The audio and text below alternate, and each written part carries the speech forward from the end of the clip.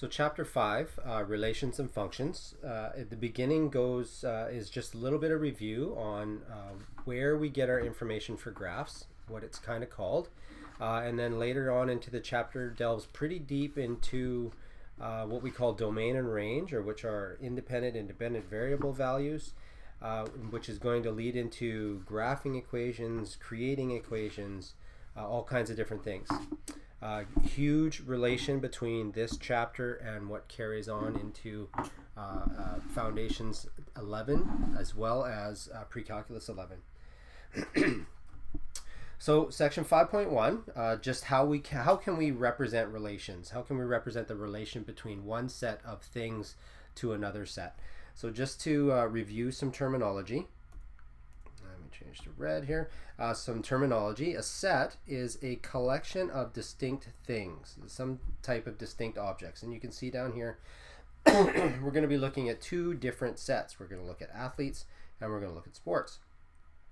Within those sets, we have what we call elements. An element is an object in that set. So in our athlete set, we have 4 different elements. In this case, we're going to talk about Jennifer Botterill, Jennifer Jones, Jeremy Witherspoon, Jonathan Chichu. Those are our elements within the set of athletes. Our elements within the set of the sport are hockey and curling and speed skating and ice hockey. Ice hockey twice because both Jennifer Botterill and Jonathan Chichu play ice hockey. Now, a relation is the association of the elements. So a relation associates the elements of one set with the elements of another set. How are they related? What makes the two part of each other? The order in this set, in this table, does not matter. Later on, when we look at arrow diagrams, it does become important. But for now, in this set, just to the basics beginning, it doesn't matter.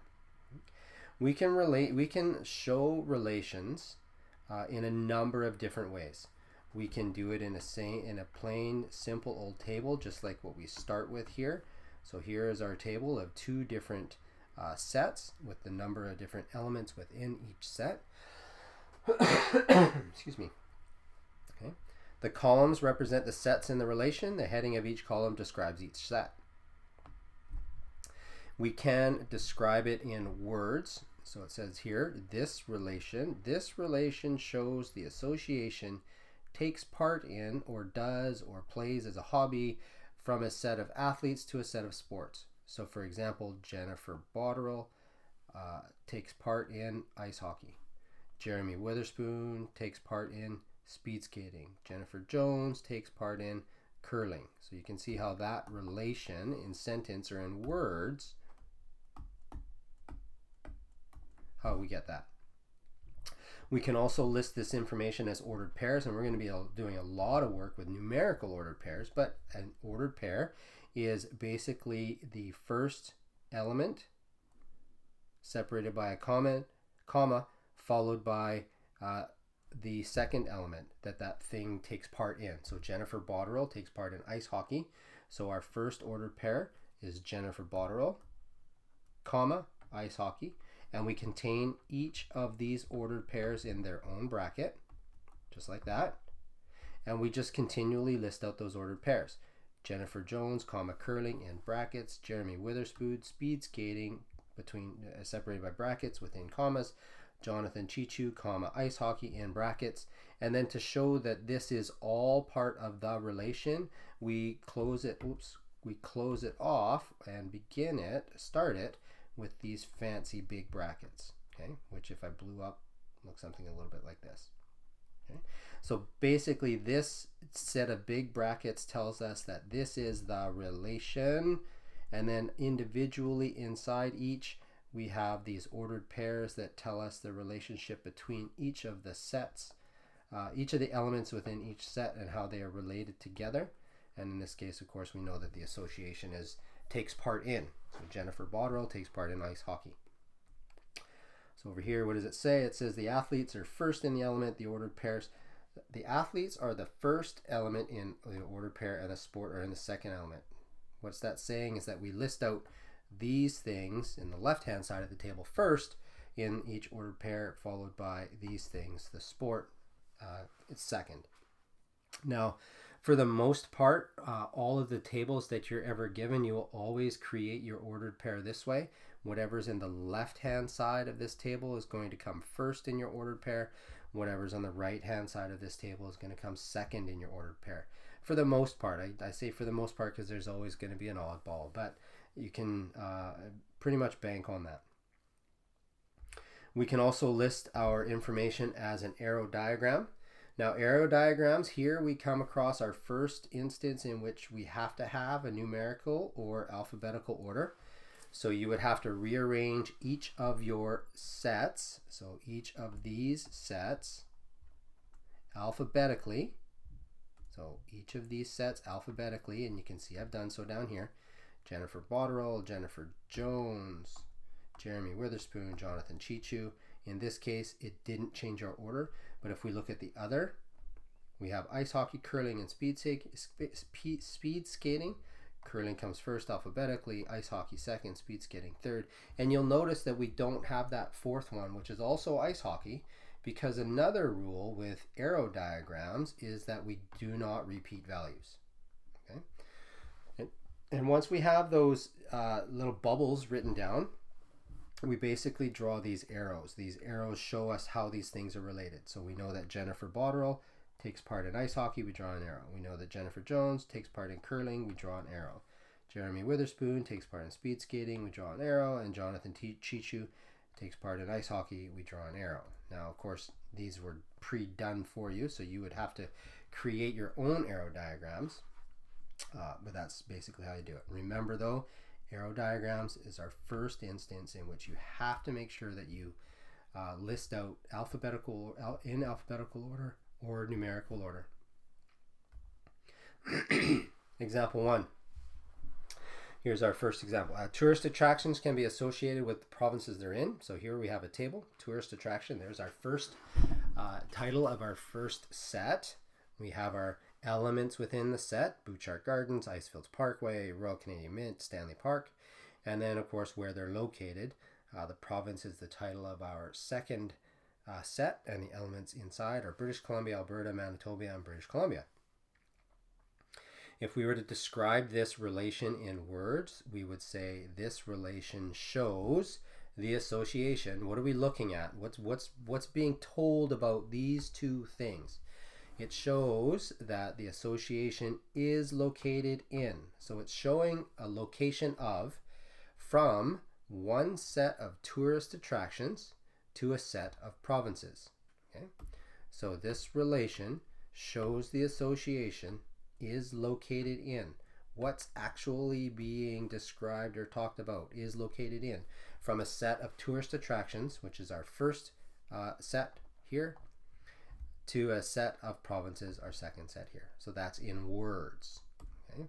Now again, we can represent this in ordered pairs, and of course our ordered pairs would be Butchart Gardens, comma, British Columbia in brackets, Icefields Parkway, comma, Alberta in brackets, Royal Canadian Mint, comma, Manitoba in brackets, Stanley Park, comma, British Columbia in brackets.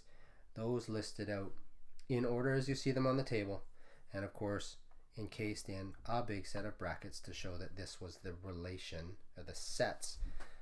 That's the complete set of relations within the information that you were given.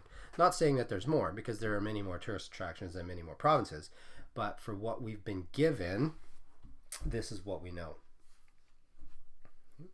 We could also represent this as an arrow diagram. So we would take this information of tourist attractions, make our bubble. We would list out those tourist attractions in alphabetical order. This actually is in alphabetical order, so Butchart Gardens, Icefield Parkways, Royal Canadian Mint, and Stanley Park is in alphabetical order already. And then we would list out in another bubble our provinces in alphabetical order: Alberta, British Columbia, Manitoba, and no repeating or no repetition of British Columbia. We'd only have 3 in the second one. So this is what it would look like. Butchart Gardens, Icefield Parkway, Royal Canadian Mint, Stanley Park in our left-hand bubble. On our right-hand bubble, we'd have BC, Alberta, Manitoba. And then from here, we just draw that arrow that shows how they're related. Well, Butchart Gardens is in British Columbia, arrow. Oh, I can do this neater. I forgot about that tool. 1. Icefields Parkway is located in Alberta. Draw an arrow. Royal Canadian Mint is located in Manitoba. And Stanley Park is located in British Columbia. So we draw our arrows. And there's your arrow diagram. And again, just as a reminder, elements are generally listed alphabetical or numerical order, depending on what you have when we're talking about or when we're using arrow diagrams. And then we just keep going from there. We just keep playing. Example 2. 2 different towns in British Columbia can be associated with the average time in hours that it takes to drive to Vancouver. Consider the relation represented by this graph.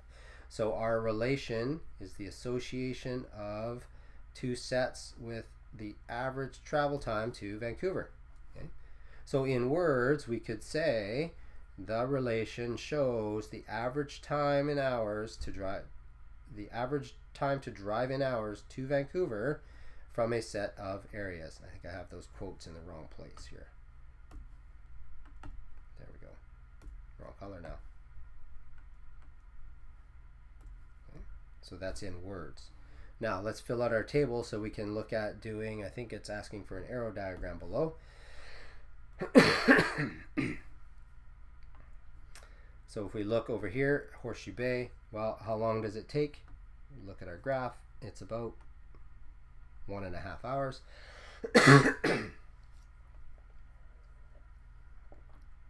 Horseshoe Bay, not 1.5, sorry. I'm looking at that upside down. This would be 1.5. This would be 0.5. Halfway between 1 and 0.5 would be 0.75.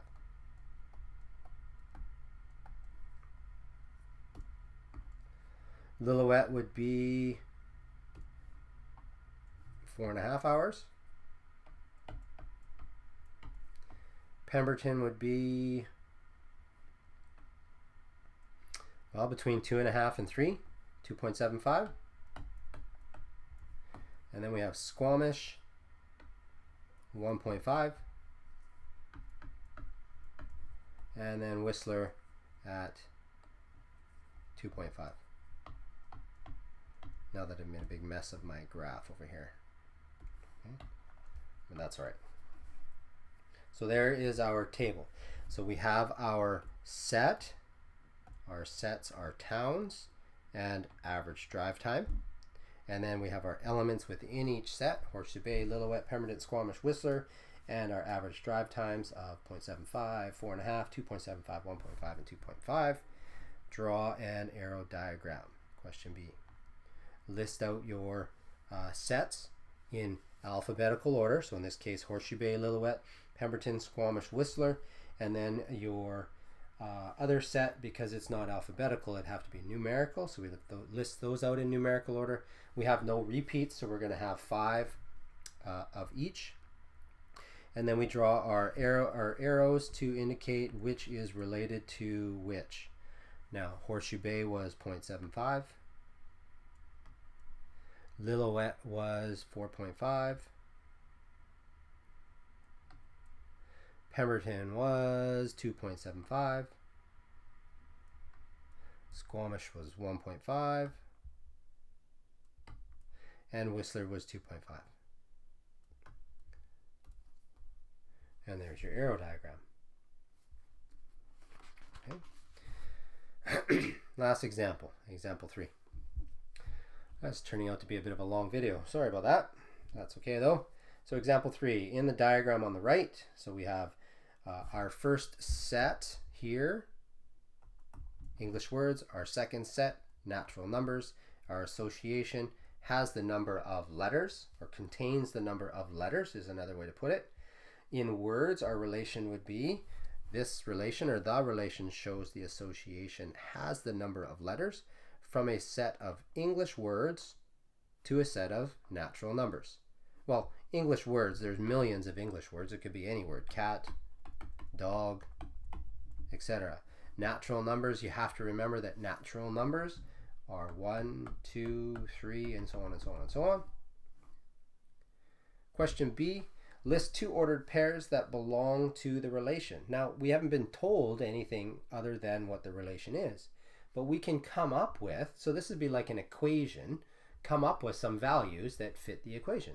So give me an English word. Well, let's use cat because it's right there. Cat. Well, how many letters in the word cat? So English word has the number of letters to a natural number. Cat has 3 letters. Another word, banana. Banana has how many letters? 6. So there's 2 ordered pairs for that relation. Another one, let's try Parksville.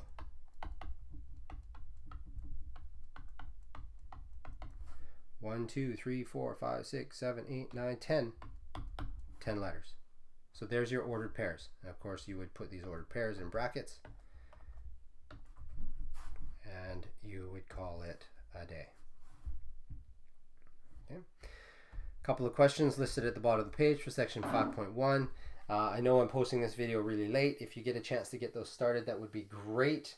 If you don't, then you don't. Well, life goes on. We will figure it out in class.